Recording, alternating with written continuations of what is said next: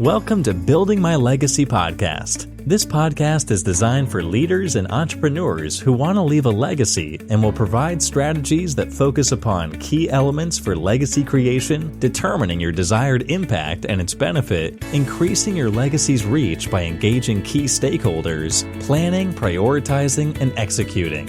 Here's your host, Dr. Lois Sonstegard.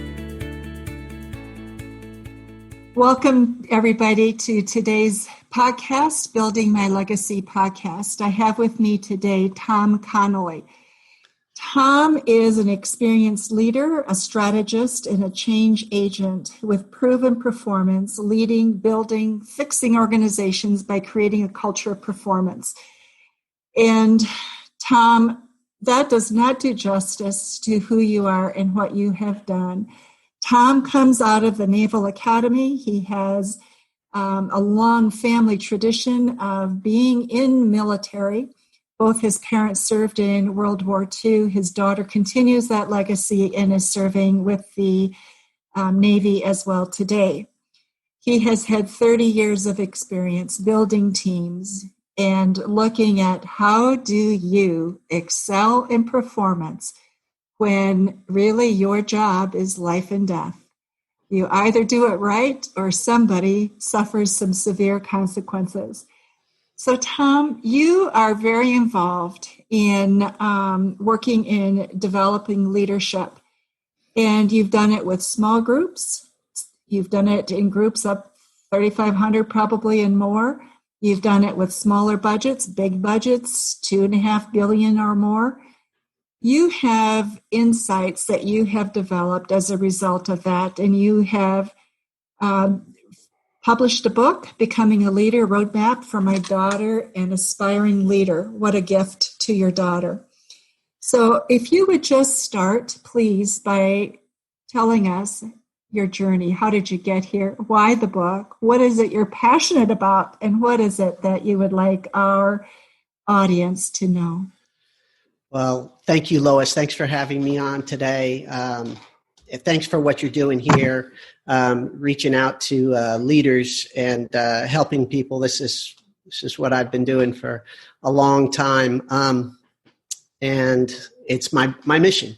But you've given me a mouthful. I could tell you a very long story, and our time would run out. And you're going to have to cut me off at some point because I will keep talking. I will do that. But I grew up, you referenced my mom and dad were both veterans. They were both children of the Depression. There were 6 of us in the family. My dad was a career Navy chief petty officer, master chief petty officer. Started in World War II on Peleliu with the Marines.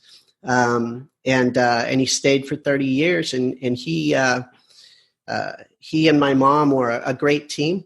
My dad took all of us. He had 4 boys and 2 girls, and he took the 4 boys aside at one point and said, somewhere around the 7th grade, we're spread pretty far apart, and he said, listen, I'll take care of you while you're here, but if you want to go on, you want to go to college, you are going to have to make your way.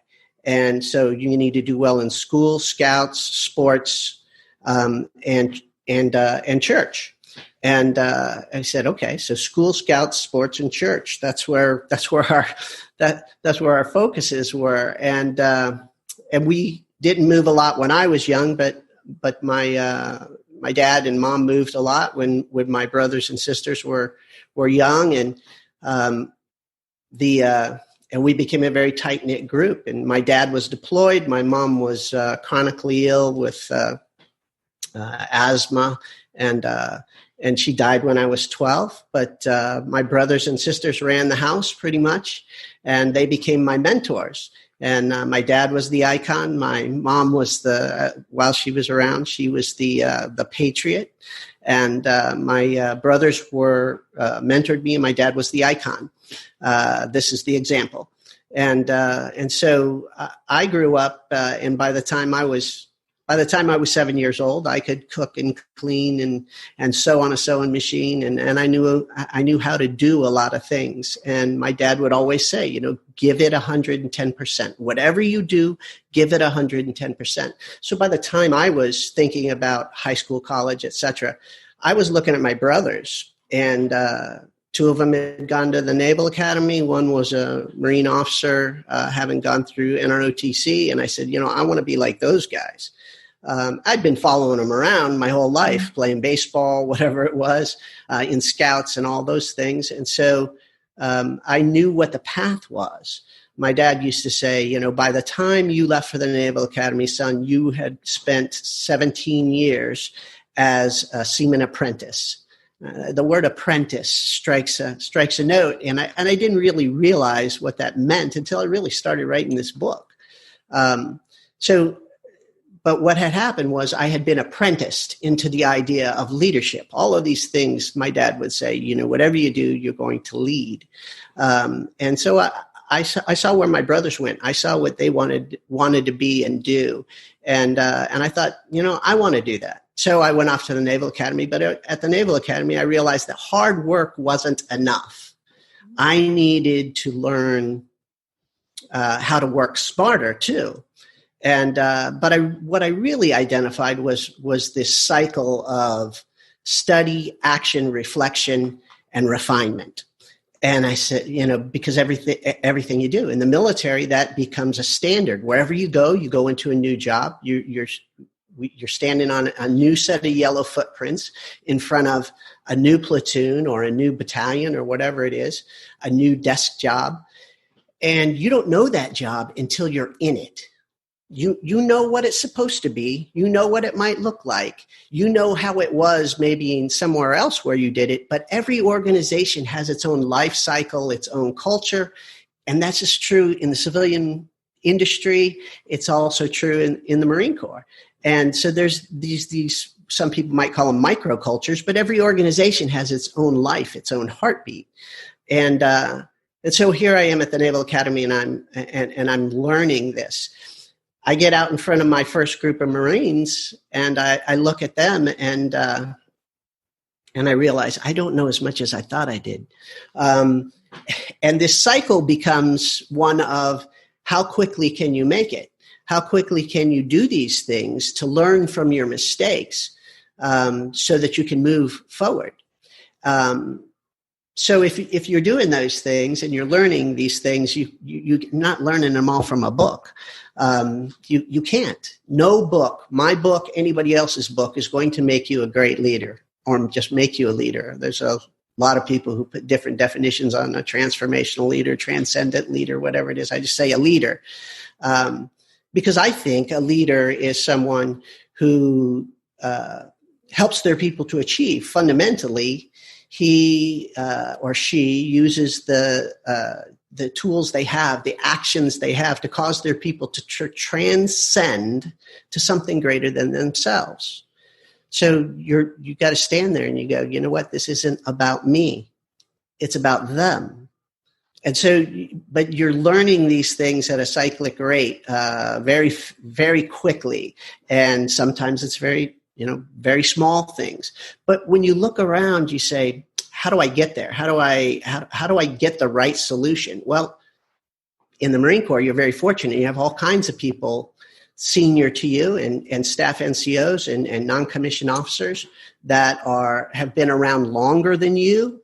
And they know what right is, and they're doing right. And so you look around and you go, you know what? I need to follow them. I need to ask them. I need to find out that answer. And you realize, maybe when you're 50 some odd years old, you're writing a book, that you're being apprenticed. You're an apprentice. Now you're somebody's master leader, someone who is just coming there after you've had some experience. But you also are always have somebody to look to and say, that's what I should be doing. That's who I need to be. So as a leader, your purpose is to help your people to achieve and bring the organization forward. But at the same time, you're in this apprenticeship for life, for as long as you're going to do this. If you've committed to the idea of being a leader, you're going to always be an apprentice because there's always someone to learn from.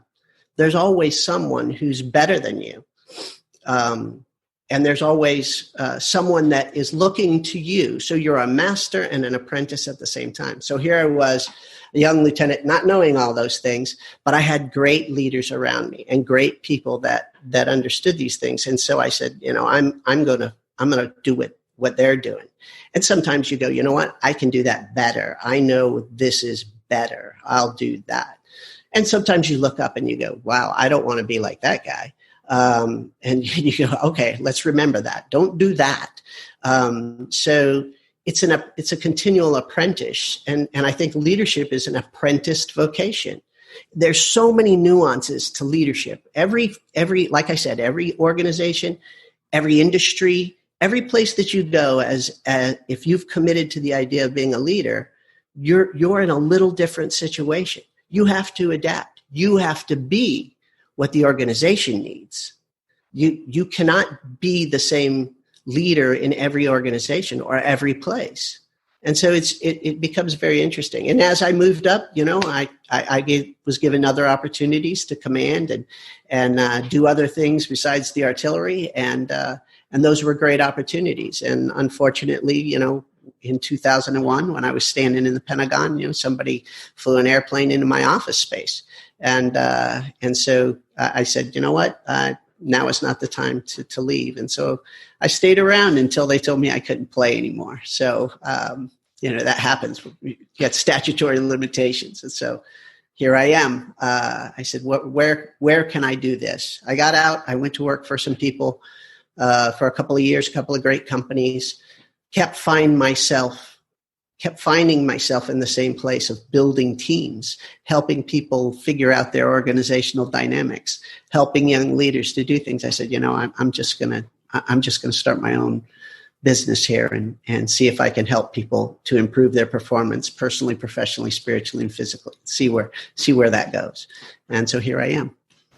You said something really interesting, and that is, you said a lot of things that are interesting, but one is that leader isn't going to be necessarily the same in every organization. You have to adapt, change, shift, because our organization will be different. Speak to that a little bit, because I think we tend to think that there's this set of criteria. Once we accomplish that, we've arrived in a sense. But I love your example about always apprenticing and looking at that breathing organism of the organization and adapting. So if you would speak a little bit to that, that requires a lot of skill and humility. Oh, humility is critical, and anybody who's ever been in a stressful situation or in the type of job that requires you to continually review what you need to do. I mean, standing in Iraq with my Marines every day, I had to look in the mirror and say, did we get the results we're looking for? Did we do what we needed to do? Do we need to take a step back? And you had to continually evaluate this. You can't do that if you're not humble. But to your point, Lois, a great question. We come back to these things. So specifically, when we're looking at this apprenticeship, et cetera, or developing these characteristics, there's you, and then there's the organization. And so, you have who you are. You have to know. You have to know what you believe. You have to know what your underpinnings are. I don't believe that you change your character with every job that you have. You can't do that. You have to know what you believe, what your basis is, what are your highest values in life.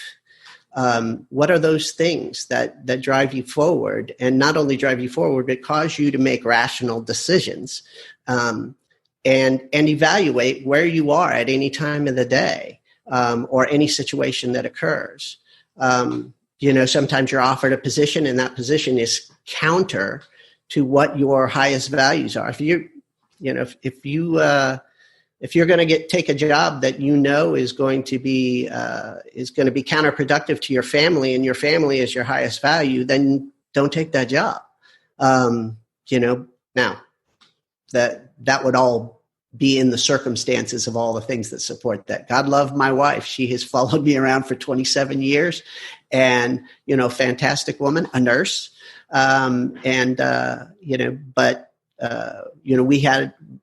We had to understand where those things played out. But there are times when you go, you know what, I'm not going to take that position because whatever it was.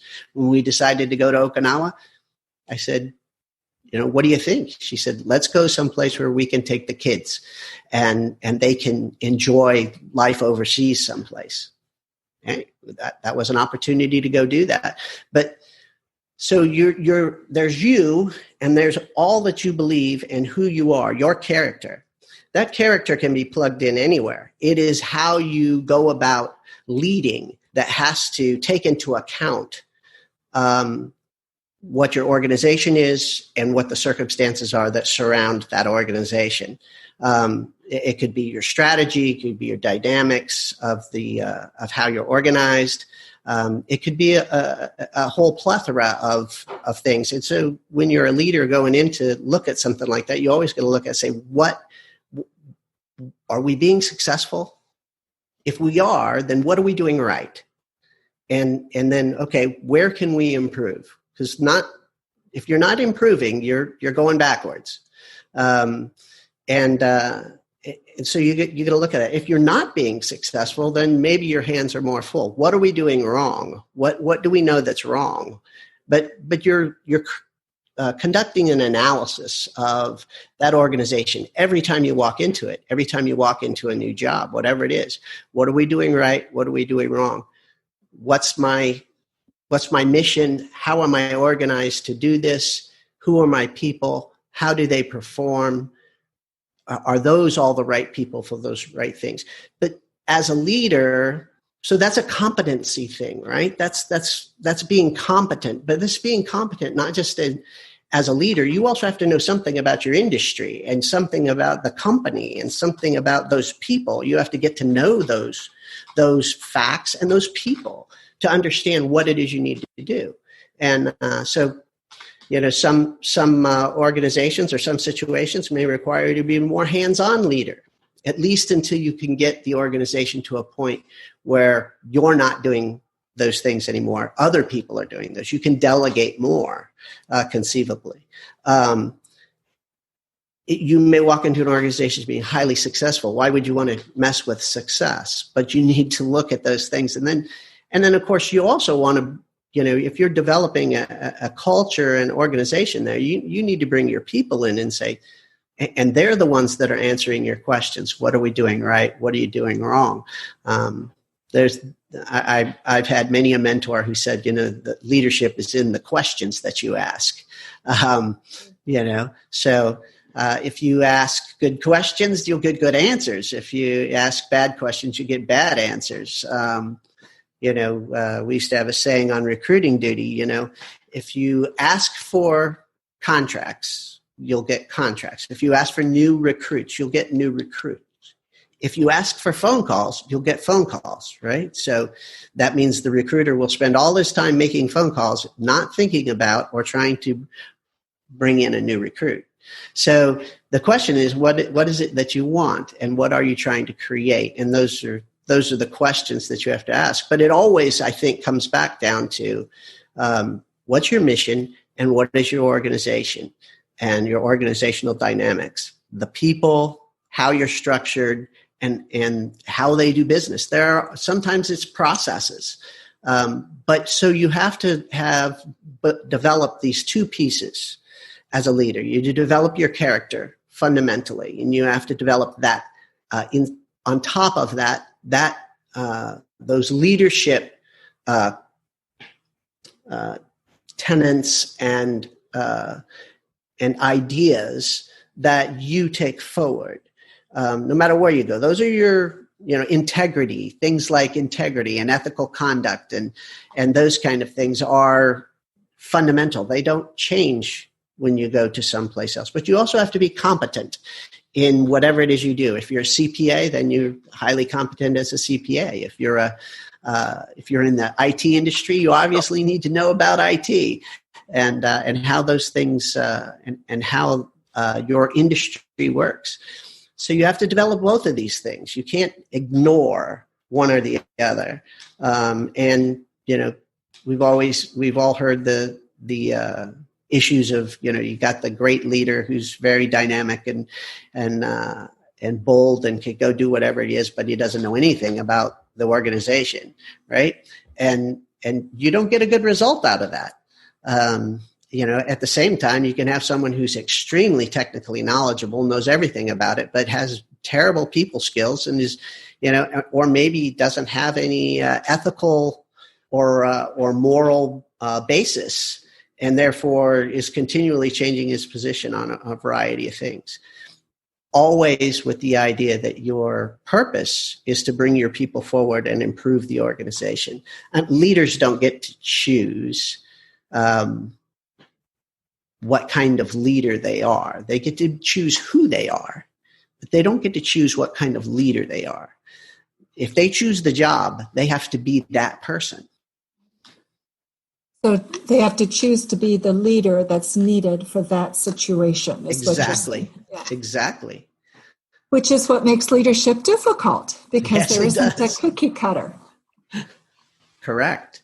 And there's lots of books that have been written, and people, look at me sometimes and go, wow, there's a lot of great, people talking about leadership out there. And I said, great, fantastic. I'm not in competition with any of them. I don't worry about that, because they may fit very much what an organization needs or a person needs at that time. Because once again, fundamental principles of mine: teach something every day, learn something every day. You have to be continually looking to improve. So that all of these different nuances in leadership are real.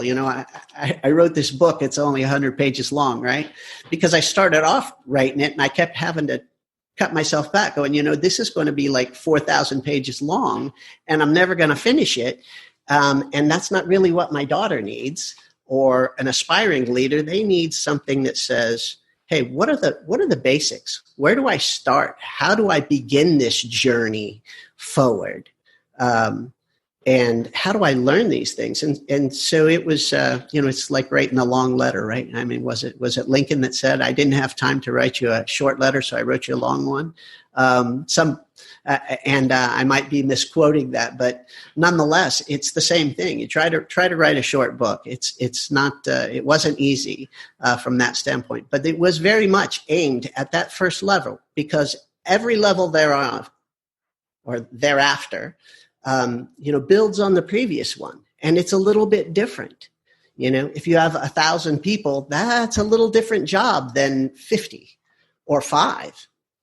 I concur with you so much on that, because I think we talk about leadership in general terms, and we don't talk about the stages of leadership development. And there is a process, and it's a maturation process, but it's also a discovery of who you are. It doesn't happen overnight. And that is probably the hardest, is that discovery of self. That is where I think it's most important. I heard somebody say the other day, and it might have been on one of your podcasts, that everybody needs a coach. And I think that's completely true. Now, not just because I'm in the industry. In fact, I didn't start off thinking I was going to be a coach to anybody. But the idea that, it goes back to that apprenticed vocation, someone who can show you what right looks like, and someone who is the example of how you get from here to there. Someone that says, hey, you need to work on this. You need to work on your writing skills. You need to be better at this technically. You need to think about that from a standpoint of what your values are. These are things that, a master, your mentor at the time can show you. And every one of these guys isn't a guy that you have to go, or a gal that you go up and say, I want you to be my mentor. Maybe not. Maybe they're just your boss and you're looking at them and going, wow, you're really good. I just want to do what you're doing. I learn it. Yeah. Right. You talk about sometimes leading and managing, guiding performance in peacetime being more difficult than during crises. I'm going to speak with that a little bit. I had never really thought about it. That's a great question, and I appreciate it. I had never really thought about that question until somebody asked me, because I've led Marines in Iceland and in northern Norway and overseas and in combat a couple of times, and so. But when you're in those places where you have a crisis, everybody kind of knows what the crisis is, or you have a challenge. Everybody knows we have to take care of that, whether that's the enemy over there. So when you say, here's the mission, everybody has a kind of a common understanding and a motivation to take care of that because there's a threat. And so leading in that situation it comes down to your technical skills in what you do, right? If it's a financial problem, then your guys that are really smart in finance are going to be leading your show or helping you lead that show. If it's a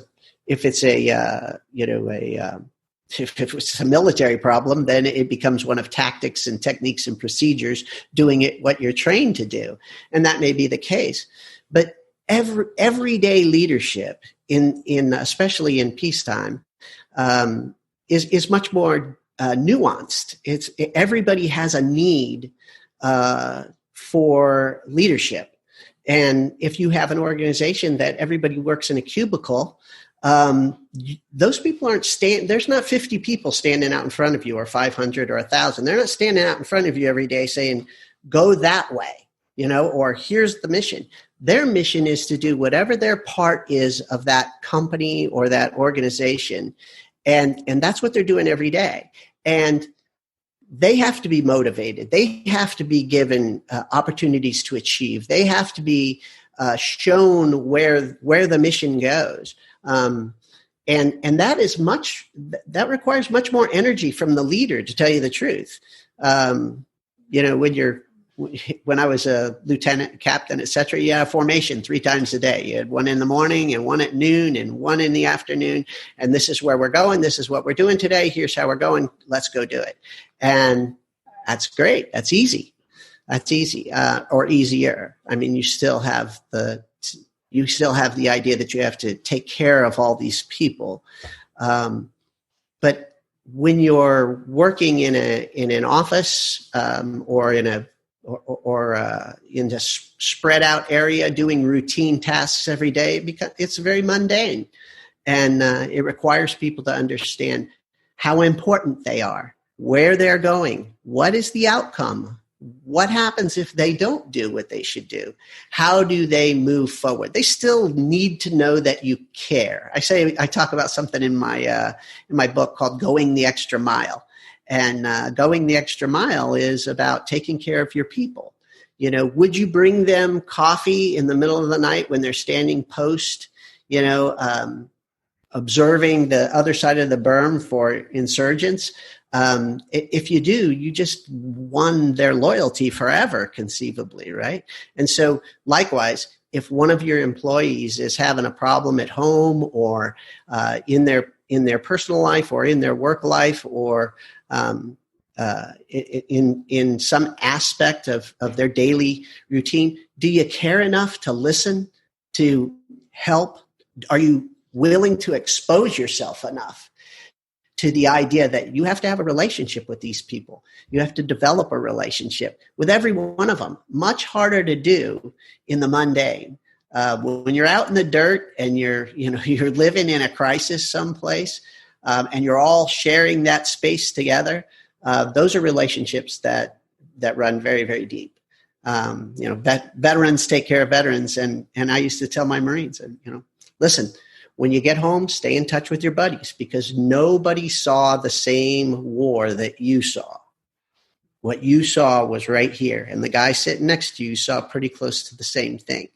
But the guys that come a year from now or were somewhere else, they didn't see it exactly the same way. So continue to share those relationships. Those are things that are strong and help you to deal with some of those things. But it's true in the civilian world as well. People are everything, aren't they?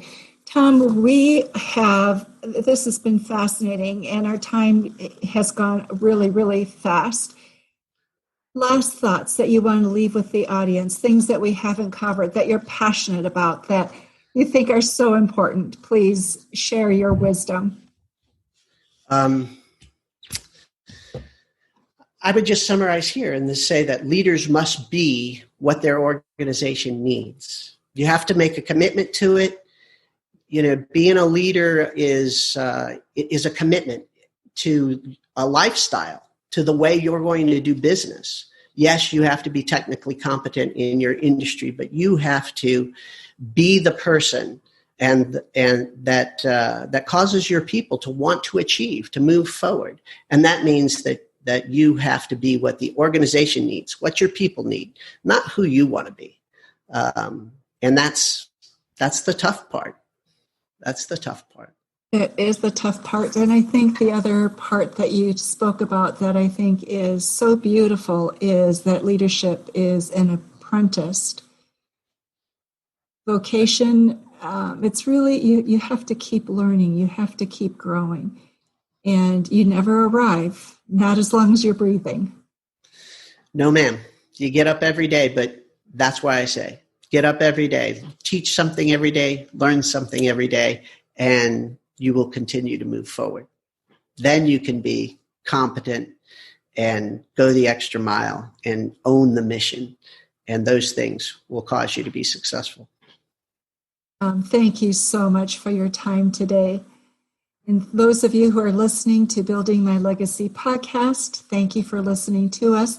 We will have information about Tom in the show notes. And if you want further information, please feel free to reach out to us. We'll be glad to connect. Thank you, Lois. It's been a great honor and a pleasure to talk with you today and to your listeners. Thank you.